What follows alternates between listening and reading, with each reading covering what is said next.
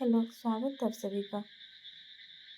आज हम चंद्रदेव से मेरी बातें कहानी का कथावाचन करने जा रहे हैं। इसके रचनाकार हैं राजेंद्र बालाघोष, जिन्हें बंग महिला के नाम से भी जाना जाता है। चंद्रदेव से मेरी बातें कहानी। भगवान चंद्रदेव, आपके कमलवत कोमल चरणों में इस दासी का अनेक बार प्रणाम। आज मैं आपसे 2-4 बातें करना चाहती हूँ। क्या मेरे प्रश्नों का उत्तर आप प्रदान करेंगे? कीजिए, बड़ी कृपा होगी। देखो, सुनी अनसुनी सी मत कर जाना। अपने बड़प्पन की ओर ध्यान देना। अच्छा कहती हूँ, सुनो। मैं सुनती हूँ आप इस आकाश मंडल में चिरकाल से वास करते हैं। क्या यह बात सत्य है?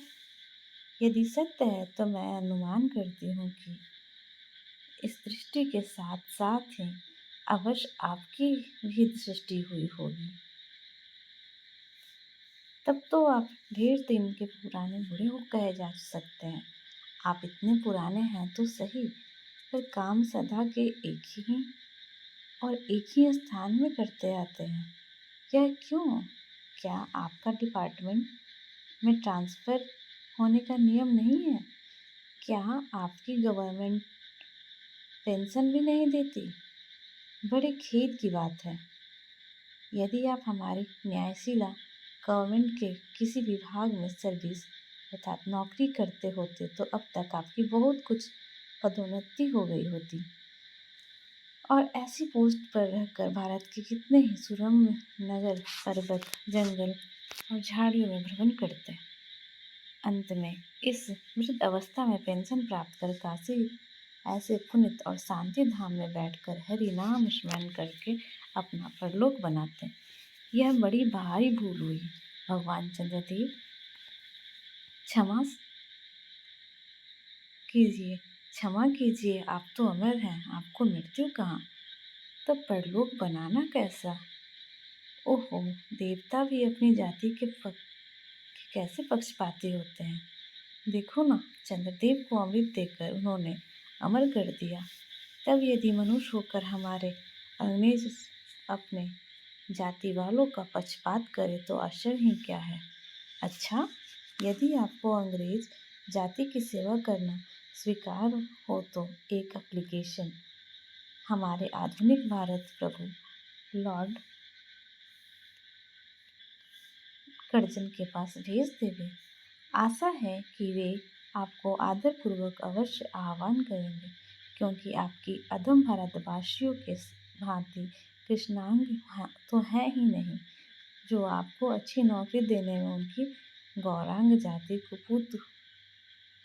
कुपित हो उठेगी। और फिर आप तो एक सुयोग्य, कार्यदक्ष, परिश्रमी, बहुदर्शी, कार्यकुशल और सरल स्वभाव महात्मा हैं। मैं विश्वास करती हूँ कि जब लॉर्ड कर्जन हमारे भारत के स्थायी भाग्य विधाता बनकर आवेंगे, तब आपको किसी कमीशन का मेंबर नहीं तो किसी मिशन में भर्ती करके वे अवश्य ही भेज देंगे, क्योंकि उनको कमीशन और मिशन दोनों ही अत्यंत प्रिय है। आपके चंद्रलोक में जो रीति और नीति सृष्टि के आदिकाल में प्रचलित थे वे ही सब अब भी है, पर यहाँ तो इतना परिवर्तन हो गया है कि भूत और वर्तमान में आकाश पाताल का सा अंतर सा हो गया है। मैं अनुमान करती हूँ कि आपके नेत्रों की ज्योति भी कुछ अवश्य ही मंद पड़ गई होगी, क्योंकि आधुनिक भारत संतान लड़कपन से ही चश्मा धारण करने लगी है। इस कारण आप हमारे दिनहीन छीन व्रत भारत को उतनी दूर से भली भांति न देख सकेंगे। अतएव आपसे सादर कहती हूँ कि एक बार कृपा कर भारत को देख तो जाइए। यद्यपि इस बात को जानती हूँ कि आपको इतना अवकाश कहाँ, पर 8वें दिन नहीं तो महीने में 1 दिन अर्थात अमावस्या को तो आपको हॉलिडे छुट्टी अवश्य ही रहती है। यदि आप उस दिन चाहें तो भारत भ्रमण कर जा सकते हैं। इस भ्रमण में आपको कितने ही नूतन दृश्य देखने को मिलेंगे, जिसे सहसा देखकर आपकी बुद्धि जरूर चकरा जाएगी। यदि आपसे सारे हिंदुस्तान का भ्रमण शीघ्रता के कारण न हो सके तो केवल राजधानी कलकत्ता को देख लेना तो अवश्य ही उचित है। वहाँ के कल कारखाने को देखकर आपको यह अवश्य ही कहना पड़ेगा कि यहाँ के कारीगर तो विश्वकर्मा से भी लड़कदादा निकले। यही क्यों आपकी प्रिय सहयोगिनी दामिनी, जो मेघों पर आरोहण करके आनंद से अटखेलियाँ किया करती है, वह बेचारी भी यहाँ मनुष्य के हाथों का खिलौना ही रही है। भगवान निशानाथ, जिस समय आप अपनी निर्मल चंद्रिका को बटोर मेघमाला अथवा पर्वतों की ओर से सिंधु के गोद में जा सकते हैं, उस समय यही निरत वासनी विश्वमोहिनी सौदामिनी अपनी उज्ज्वल मूर्ति से आलोक प्रदान कर रात को दिन बना देती है। आपके देवलोक में जितने देवता हैं, उनके वाहन भी उतने हैं। किसी का गज, किसी का हंस, किसी का बैल, किसी का चूहा इत्यादि। पर यहाँ तो सारा बोझ आपकी चपला और अग्निदेव के माथे मढ़ा गया है। क्या ब्राह्मण, क्या क्षत्रिय, क्या वैश्य, क्या शूद्र, क्या चांडाल, सभी के रथों का वाहन वही हो रही है। हमारे श्वेतांग महाप्रभु गण को जहाँ पर कुछ कठिनाई का सामना आ पड़ा, झट उन्होंने इलेक्ट्रिसिटी को ला पलटा। बस कठिन से कठिन कार्य सहज में संपादन कर लेते हैं और हमारे यहाँ के उच्च शिक्षा प्राप्त युवक काठ के पुतलों की भांति मुँह ताकते रह जाते हैं।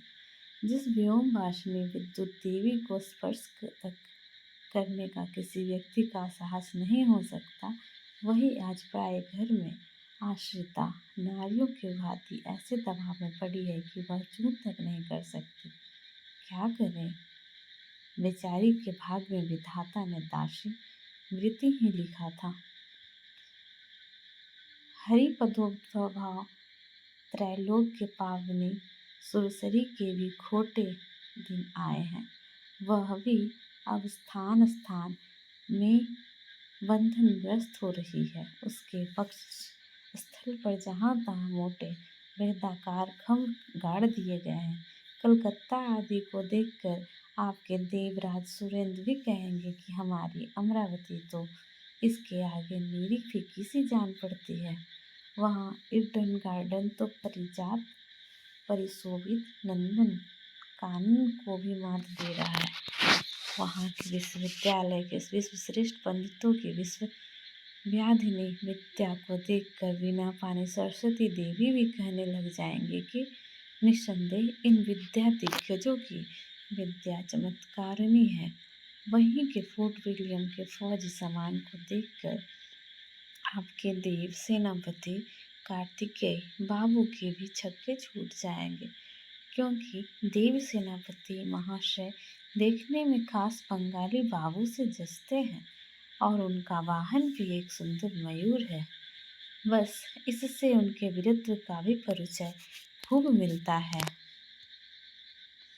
वहाँ के मिंट अर्थात टकसाल को देखकर सिंधु तन्या, आपकी प्रिय सहोदरा कमला देवी तथा कुबेर भी अचका जाएंगे। भगवान चंद्रदेव इन्हीं सब विस्मयोत्पादक अपूर्व दृश्यों को अवलोकन करने के हेतु आपको सादर निमंत्रित तथा सविनय आहूत करती हूँ। संभव है कि यहाँ आने से आपको अनेक लाभ भी हों। आप जो अनादिकाल से निज उज्ज्वल वपु में कलंक की कलिमा लेपन करके कल्कि, शशांक, शशधर, ससलाक्षण आदि उपाधि मालाओं से भूषित हो रहे हैं, सिंधु तनय होने पर भी जिस कालिमा को आप आज तक नहीं धो सके हैं, वही आजन्म कलंक शायद यहाँ के विज्ञानविद पंडितों की चेष्टा से छूट जाए। जब बम्बई में स्वर्गीय महारानी विक्टोरिया देवी की प्रतिमा से काला दाग छुड़ाने में प्रोफेसर गज्जर महाशय फलीभूत हुए हैं, तब क्या आपके मुख के कलिमा छुड़ाने में वे फलीभूत न होंगे? शायद आप पर यह बात भी अभी तक विदित नहीं हुई कि आप और आपके स्वामी सूर्य भगवान पर जब हमारे मंडल की छाया पड़ती है तभी आप लोगों पर ग्रहण लगता है। पर आपका तो अब तक वही पुराना विश्वास बना हुआ है कि जब कुटिल ग्रह राहु आपको निकल जाता है तभी ग्रहण होता है। पर ऐसा थोथा विश्वास करना आप लोगों की भारी भूल है। अतः हे देव, मैं विनय करती हूँ कि अब आप अपने हृदय से इस भ्रम को जड़ से उखाड़ फेंक दें। अब भारत में न तो आपके और न आपके स्वामी भुवन भास्कर सूर्य महाशय ही के वंशधरों का साम्राज्य है और न अब भारत की वह शस्य श्यामला स्वर्ण प्रसूता मूर्ति ही है। अब तो आप लोगों के अज्ञात एक अन्य द्वीपवासी परम शक्तिमान गौरांग महाप्रभु इस सुविशाल भारतवर्ष का राज्य वैभव भोग रहे हैं। अब तक मैंने जिन बातों का वर्णन आपसे स्थूल रूप में किया वह सब इन्हीं विद्या विशारद गौरांग प्रभुओं के कृपा कटाक्ष का परिणाम है। यो तो यहाँ प्रतिवर्ष पदवी दान के समय कितने ही राजविहीन राजाओं की सृष्टि हुआ करती है, पर आपके वंशधरों में जो 4 राजा महाराजा नाम मात्र के हैं भी वे काठ के पुतलों की भांति हैं। जैसे उन्हें उनके रक्षक नचाते हैं वैसे ही वे नाचते हैं। वे इतनी भी जानकारी नहीं रखते कि उनके राज्य में क्या हो रहा है, उनकी प्रजा दुखी है या सुखी।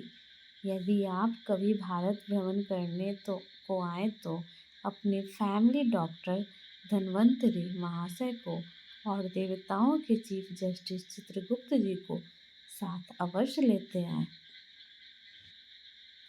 आशा है कि धन्वंतरी महाशय यहाँ के डॉक्टरों के सन्निकट चिकित्सा संबंधी बहुत कुछ शिक्षा लाभ कर सकेंगे। यदि प्लेग महाराज ईश्वर न करे आपके चंद्रलोक या देवलोक में घुस पड़े तो वहाँ से उनको निकालना कुछ सहज बात न होगी।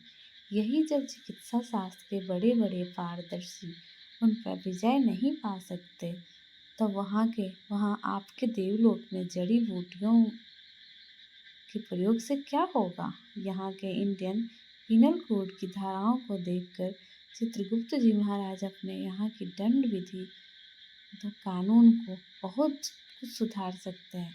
और यदि बोझ न हो तो यहाँ से वे 2-4 टाइपराइटर भी खरीद ले जाएं। जब प्लेग महाराज के अपार अनुग्रह से उनके ऑफिस में कार्य की अधिकता होगी तब उससे उनकी राइटर्स बिल्डिंग के राइटर्स के काम में बहुत ही सुविधा और सहायता पहुंचेगी।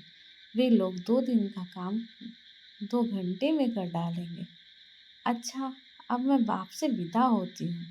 मैंने तो आपसे इतनी बातें कही पर खेद है आपने उनके अनुकूल या प्रतिकूल एक बात का भी उत्तर न दिया। परंतु आपके इस मौन बलम को मैं स्वीकार का सूचक समझती हूँ। अच्छा, तो मेरी प्रार्थना को कबूल करके एक दफ़ा यहाँ ज़रूर आइए। एक बंग महिला। धन्यवाद।